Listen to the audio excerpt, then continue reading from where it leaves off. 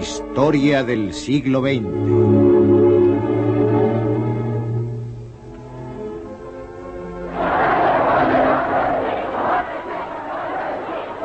La revolución de un solo hombre, Mao Zedong. Este hombre, Mao Zedong, condujo un país de 540 millones de campesinos hacia el mundo moderno. Lo consiguió tras medio siglo de guerras civiles e internacionales. Utilizó una mezcla de nacionalismo y comunismo para mantener al pueblo unido y dirigió el Partido Comunista Chino durante 42 años.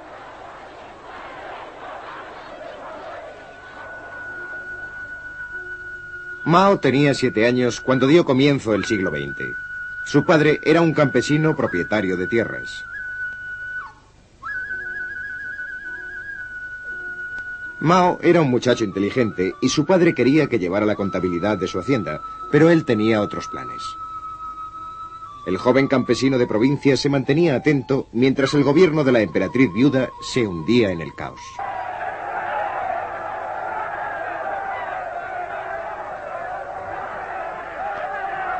En 1912 se formó el Kuomintang, un partido popular dirigido por Sun Yat-sen. Mao Zedong, primero estudiante, después profesor y posteriormente bibliotecario, estudió historia y política en profundidad. Mao empezó a tomar conciencia de lo mal gobernada que estaba China. La mayoría de sus puertos e industrias estaban en manos de poderes extranjeros. Shanghái, controlado por británicos y franceses, era el mayor de los puertos chinos.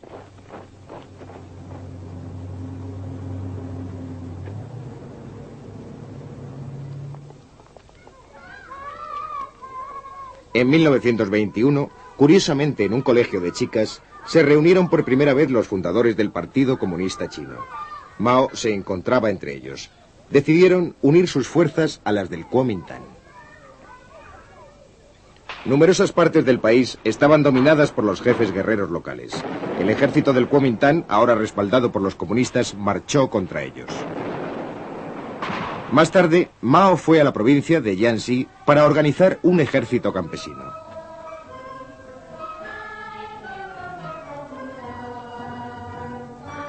En Jiangxi, Mao confirmó su opinión de que el campesinado era la clave de la revolución en China.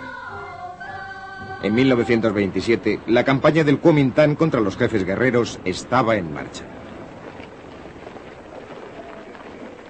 Pero las envidias de los comunistas en el interior del Kuomintang llevaron a una purga que supuso un desastre para estos. En una especie de noche de los cuchillos largos, algunos líderes comunistas fueron asesinados en Shanghái. Mao tuvo la suerte de no encontrarse allí. Algunos comunistas escaparon, refugiándose en las escasas plazas fuertes que aún conservaban. Me gustaría presentarles al presidente del gobierno nacional. El nuevo líder del Kuomintang era Chiang Kai-shek. Larga vida a los 3 principios del pueblo. Larga vida al espíritu revolucionario de la China nacionalista. Chiang odiaba el comunismo. Ordenó que sus tropas rodearan las bases comunistas de Jiangxi. Poco a poco fueron intentando acabar con ellos en una serie de campañas de exterminio.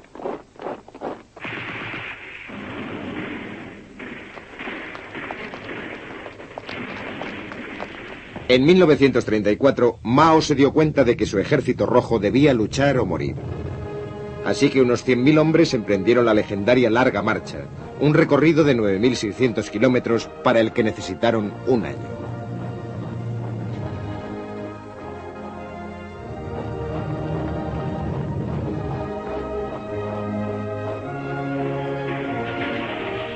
Las fuerzas del Kuomintang hostigaron a los participantes en la marcha. Durante esta, en una ciudad llamada Shunji, Mao fue elegido presidente del Partido Comunista Chino. Entonces, para eludir al Kuomintang, las tropas comunistas se dividieron. Mao condujo uno de los ejércitos.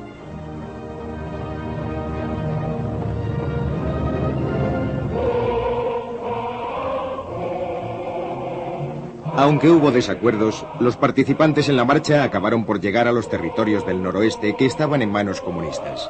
Solo 30.000 sobrevivieron. Establecieron una base en los alrededores de la pequeña ciudad de Yenan. Vivían en cuevas hechas en las laderas de las colinas.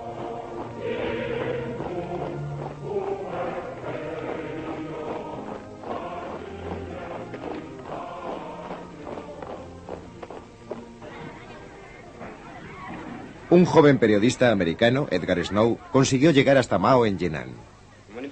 Cuando Mao empezó a hablarme de sus planes sobre el futuro de China y la revolución, al principio me pareció un poco fantasioso porque él solo dominaba un territorio muy pequeño y tenía pocos hombres. Pero la forma en que me explicó su programa y sus ideas era tan lógica y convincente que al final acabé pensando que realmente se trataba de un presidente excepcional. Edgar Snow también filmó al ejército de Mao.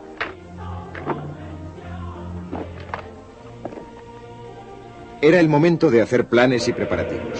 Sus soldados fueron entrenados para divulgar un mensaje político, que los campesinos no tenían por qué pasar hambre y ser explotados, que China podía ser gobernada con justicia. Los campesinos nunca habían visto a los soldados portarse así. Ayudaban a la gente, pagaban por las cosas que necesitaban, dejaban todo limpio, respetaban a las mujeres y no destruían los sembrados.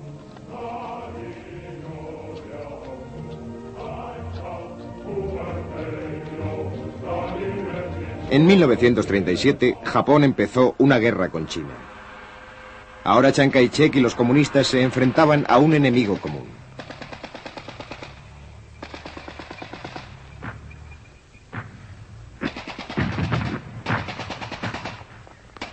Los comunistas pidieron que se formara un frente único para combatir a Japón.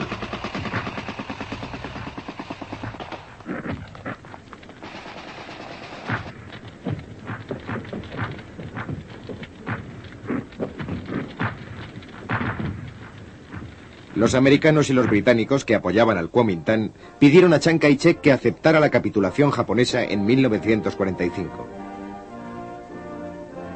Los americanos intentaron lograr que los comunistas formasen una coalición con el gobierno chino. Pero no se llegó a un acuerdo y estalló la guerra civil.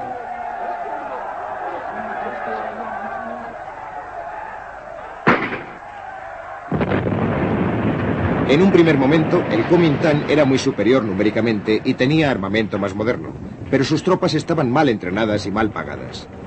En el verano de 1948, el Kuomintang ya había empezado a perder terreno. Mao eligió a Lin Piao como comandante para planear el ataque final. Unos meses más tarde, el Kuomintang se encontraba en franca retirada. Las tropas restantes se refugiaron en la isla de Taiwán, donde los americanos siguieron prestándoles apoyo. Para Mao Zedong se acercaba el momento por el que había luchado y hecho planes durante más de 20 años.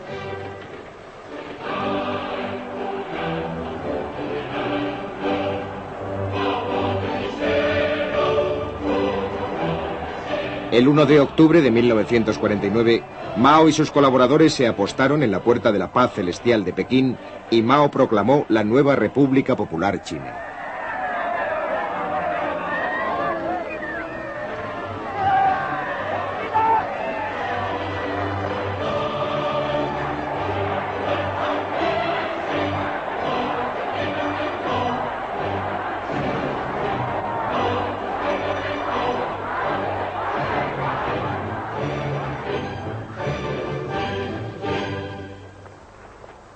La situación era muy grave. China pasaba hambre y estaba en ruinas. Mao y sus colaboradores empezaron a actuar con energía.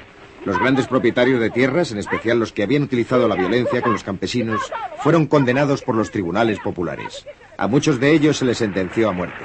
Las escrituras de sus posesiones fueron quemadas y sus tierras se repartieron.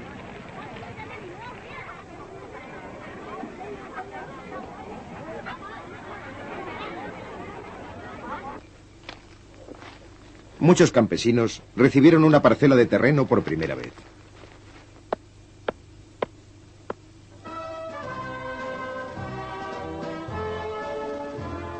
En Moscú, Stalin se entrevistó con Mao y le ofreció ayuda. Se envió a técnicos soviéticos para que ayudasen en la construcción de embalses, puentes, fábricas y ferrocarriles.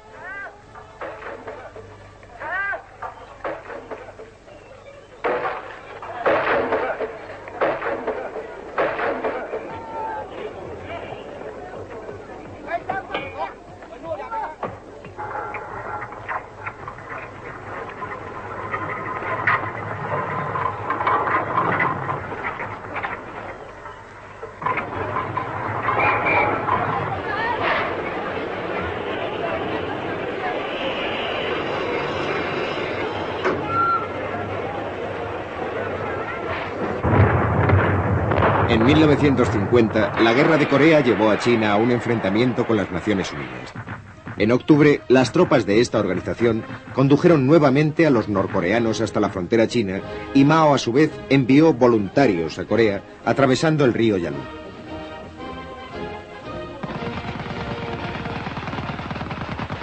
En un primer momento, las fuerzas comunistas chinas consiguieron vencer a las de las Naciones Unidas. En el interior de China, la guerra provocó una campaña contra todos los extranjeros.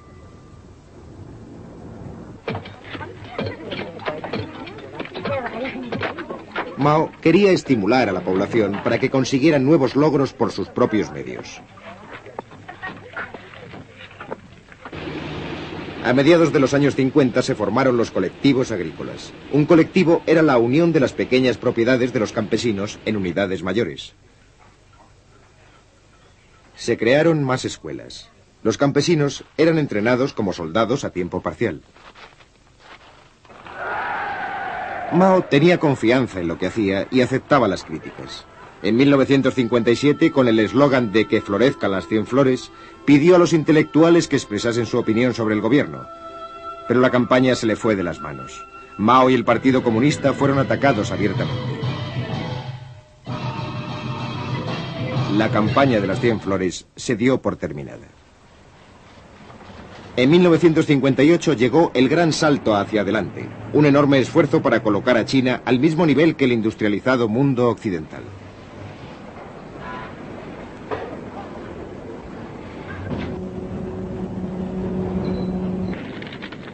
Se establecieron disposiciones para crear industrias en el campo.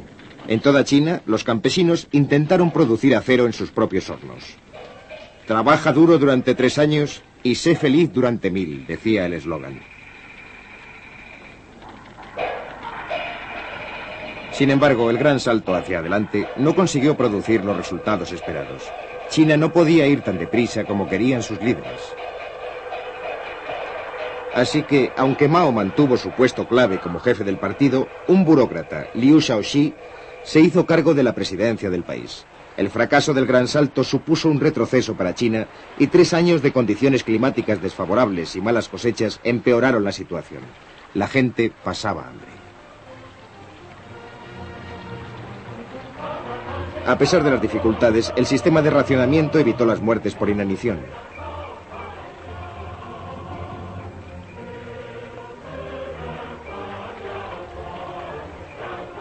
En 1960, Khrushchev visitó Pekín.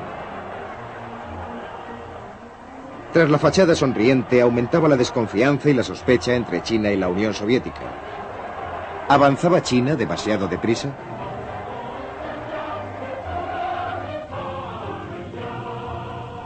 La Unión Soviética rompió la promesa de entregar a los chinos una bomba nuclear. Sus diferencias fueron en aumento. Los soviéticos hicieron regresar a sus técnicos, provocando un retroceso importante en los planes de industrialización. A pesar de ello, en 1963, sin su ayuda, China hizo estallar su primera arma nuclear.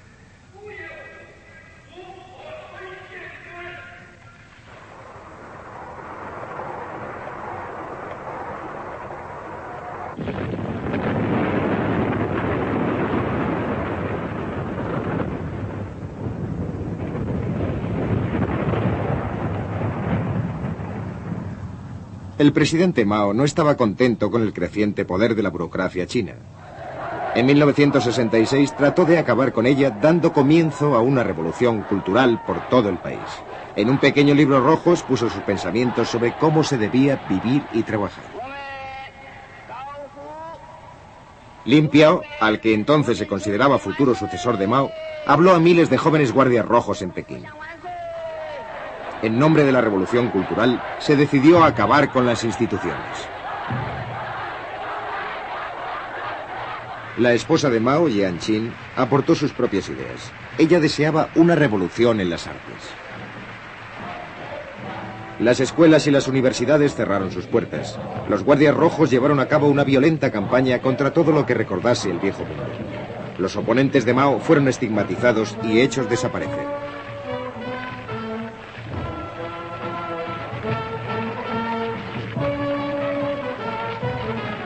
los acontecimientos fueron tomando proporciones excesivas. Solo una cosa podía hacerse: llamar al ejército para que restableciese el orden. Y así, el ejército tomó las fábricas, las comunas, los colegios.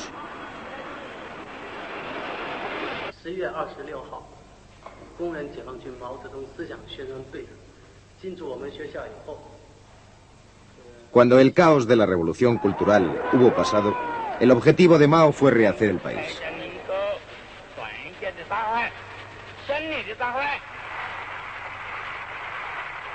Más importante que la revolución en el campo y en las fábricas, iba a ser la revolución operada en el nuevo hombre chino. Mientras tanto, en el norte, soviéticos y chinos se enfrentaron en los territorios fronterizos. Los líderes chinos veían a la Unión Soviética como una amenaza creciente. Los noticiarios expresaban esos temores. Podemos sacrificar nuestras vidas, pero no podemos perder ni una sola pulgada del sagrado territorio de nuestra patria. De esta forma, China empezó a cultivar las relaciones con otros gobiernos. Y en 1972, el presidente norteamericano Richard Nixon viajó a Pekín, acabando así casi 25 años de hostilidad entre China y Estados Unidos. Por fin, la China comunista ocupó en la ONU el lugar que hasta entonces había ocupado el Kuomintang exiliado en Taiwán.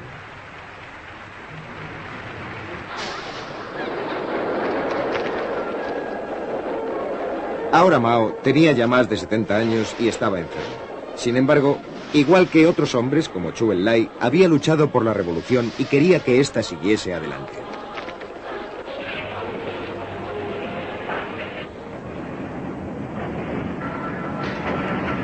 Creía firmemente que la revolución era vital para el proceso de industrialización chino.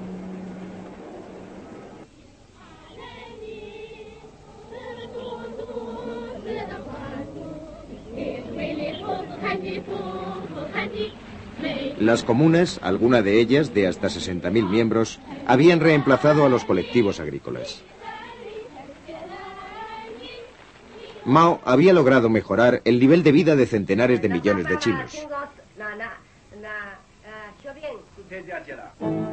Para todos ellos, Mao sobresalía entre otros líderes.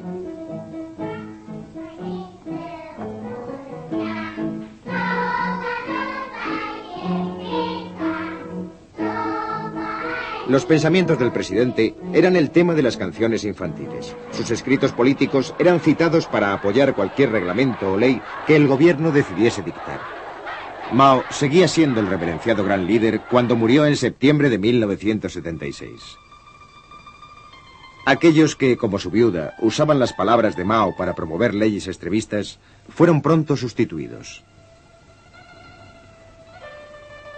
El liderazgo del país mayor del mundo recayó en Hua Kuo-fen.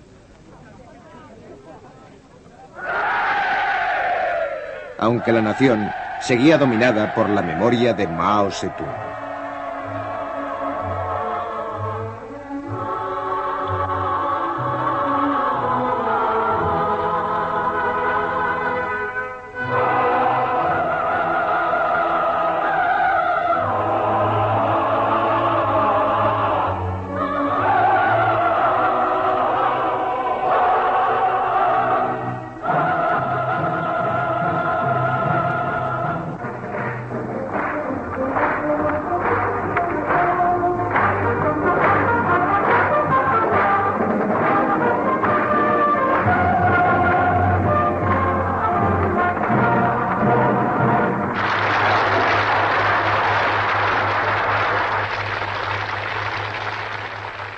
Ciudad llamada Shunyi, Mao fue elegido presidente del Partido Comunista Chino. Entonces, para eludir al Kuomintang, las tropas comunistas se dividieron. Mao condujo uno de los ejércitos.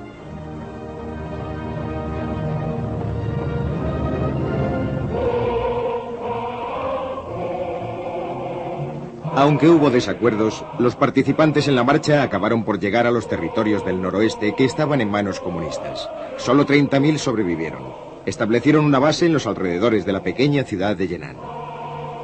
Vivían en cuevas hechas en las laderas de las colinas.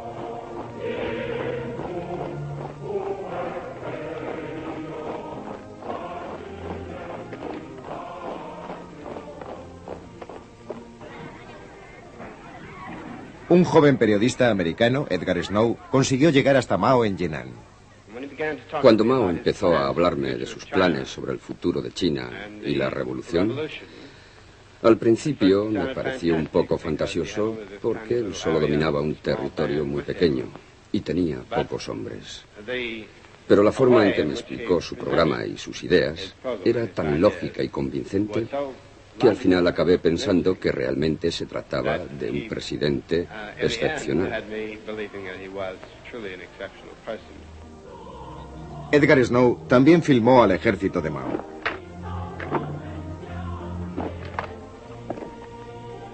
Era el momento de hacer planes y preparativos. Sus soldados fueron entrenados para divulgar un mensaje político, que los campesinos no tenían por qué pasar hambre y ser explotados, que China podía ser gobernada con justicia. Los campesinos nunca habían visto a los soldados portarse así. Ayudaban a la gente, pagaban por las cosas que necesitaban, dejaban todo limpio, respetaban a las mujeres y no destruían los sembrados.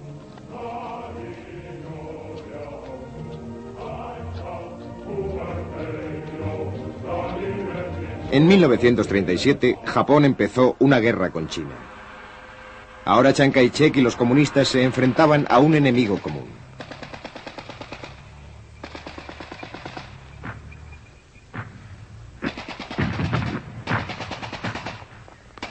Los comunistas pidieron que se formara un frente único para combatir a Japón.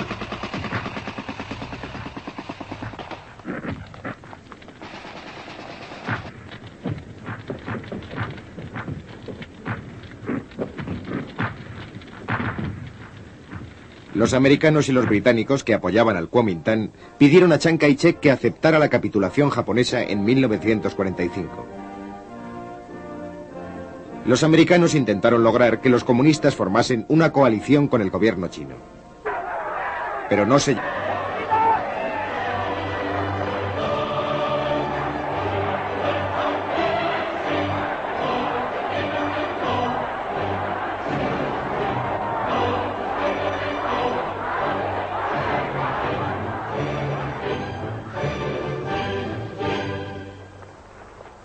La situación era muy grave. China pasaba hambre y estaba en ruinas. Mao y sus colaboradores empezaron a actuar con energía. Los grandes propietarios de tierras, en especial los que habían utilizado la violencia con los campesinos, fueron condenados por los tribunales populares. A muchos de ellos se les sentenció a muerte.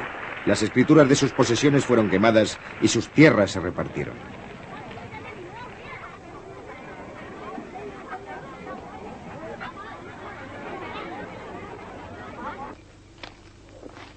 Muchos campesinos recibieron una parcela de terreno por primera vez.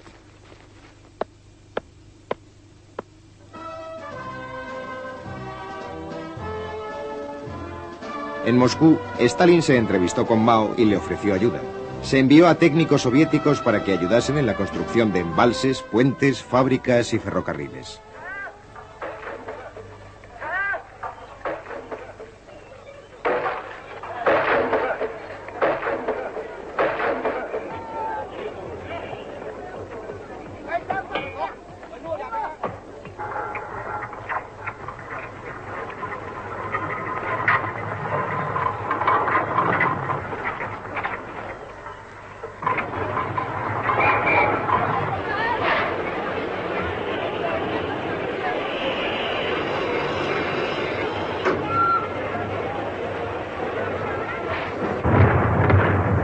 En 1950, la Guerra de Corea llevó a China a un enfrentamiento con las Naciones Unidas.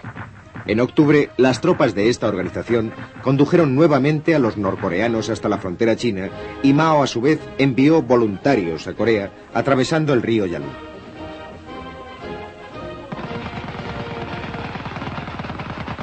En un primer momento, las fuerzas comunistas chinas consiguieron vencer a las de las Naciones Unidas. En el interior de China, la guerra provocó una campaña contra todos los extranjeros.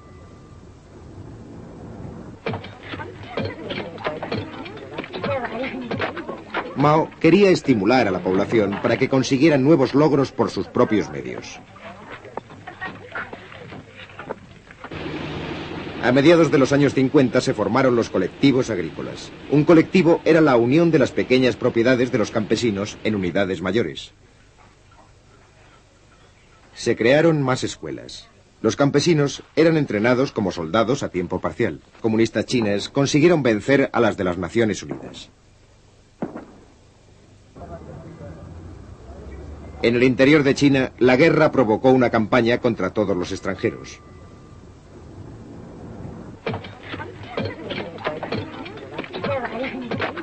Mao quería estimular a la población para que consiguieran nuevos logros por sus propios medios. A mediados de los años 50 se formaron los colectivos agrícolas. Un colectivo era la unión de las pequeñas propiedades de los campesinos en unidades mayores. Se crearon más escuelas. Los campesinos eran entrenados como soldados a tiempo parcial. Mao tenía confianza en lo que hacía y aceptaba las críticas. En 1957, con el eslogan de que florezcan las 100 flores, pidió a los intelectuales que expresasen su opinión sobre el gobierno. Pero la campaña se le fue de las manos. Mao y el Partido Comunista fueron atacados abiertamente. La campaña de las 100 flores se dio por terminada. En 1958 llegó el gran salto hacia adelante, un enorme esfuerzo para colocar a China al mismo nivel que el industrializado mundo occidental.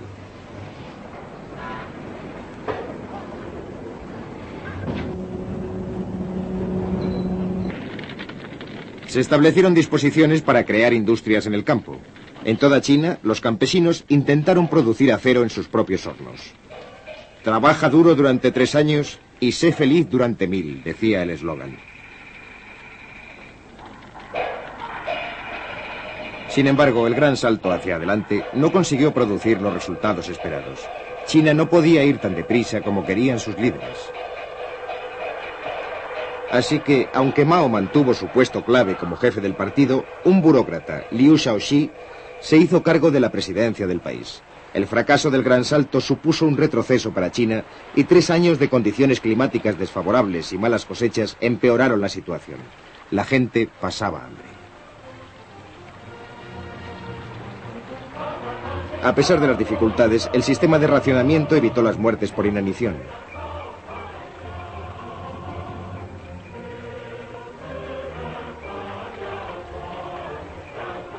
En 1960, Khrushchev visitó Pekín. Tras la fachada sonriente, aumentaba la desconfianza y la sospecha entre China y la Unión Soviética. ¿Avanzaba China demasiado deprisa?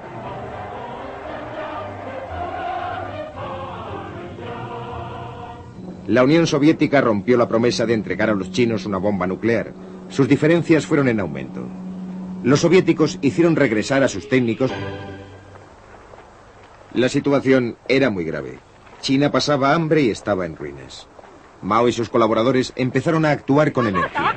Los grandes propietarios de tierras, en especial los que habían utilizado la violencia con los campesinos, fueron condenados por los tribunales populares. A muchos de ellos se les sentenció a muerte. Las escrituras de sus posesiones fueron quemadas y sus tierras se repartieron.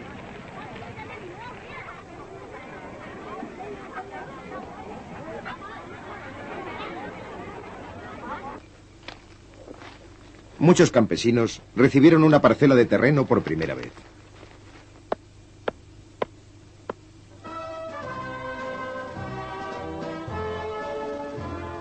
En Moscú, Stalin se entrevistó con Mao y le ofreció ayuda.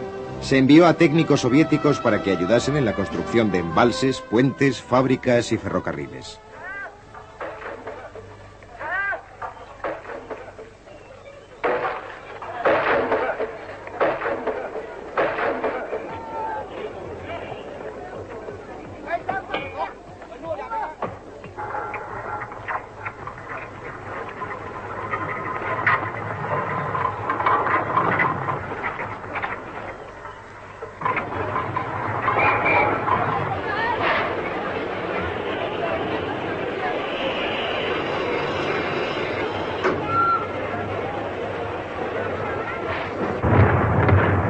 En 1950, la guerra de Corea llevó a China a un enfrentamiento con las Naciones Unidas.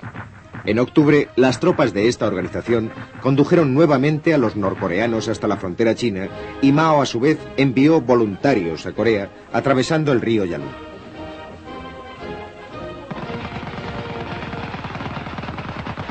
En un primer momento, las fuerzas comunistas chinas consiguieron vencer a las de las Naciones Unidas.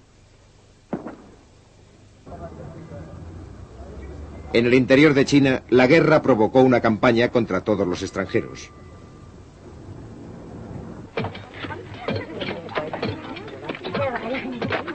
Mao quería estimular a la población para que consiguieran nuevos logros por sus propios medios.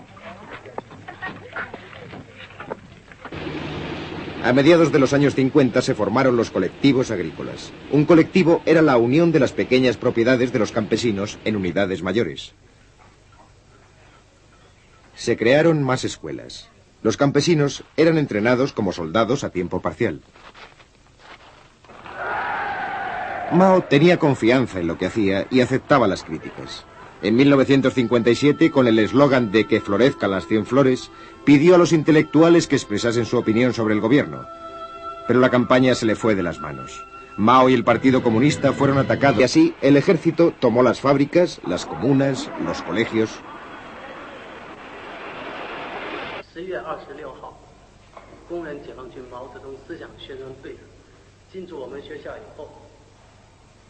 Cuando el caos de la revolución cultural hubo pasado, el objetivo de Mao fue rehacer el país.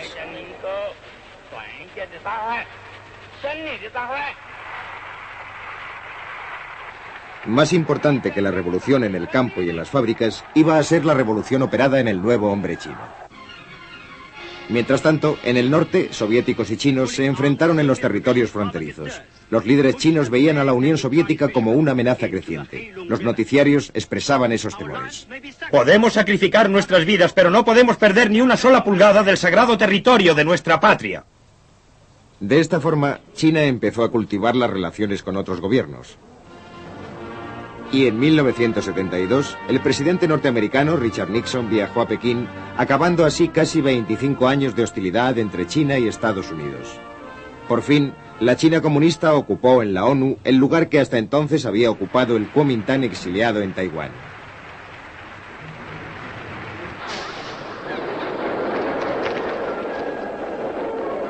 Ahora Mao tenía ya más de 70 años y estaba enfermo. Sin embargo, igual que otros hombres como Zhou Enlai, había luchado por la revolución y quería que ésta siguiese adelante.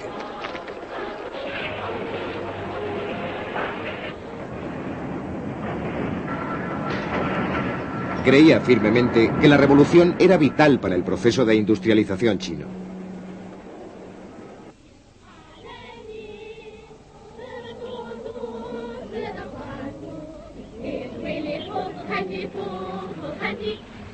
Las comunas, alguna de ellas de hasta 60.000 miembros, habían reemplazado a los colectivos agrícolas. Mao había logrado mejorar el nivel de vida de centenares de millones de chinos. Para todos ellos, Mao sobresalía entre otros líderes.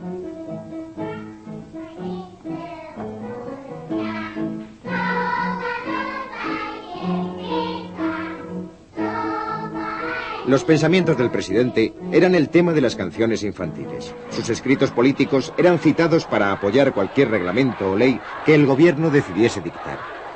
Mao seguía siendo el reverenciado gran líder cuando murió en septiembre de 1976.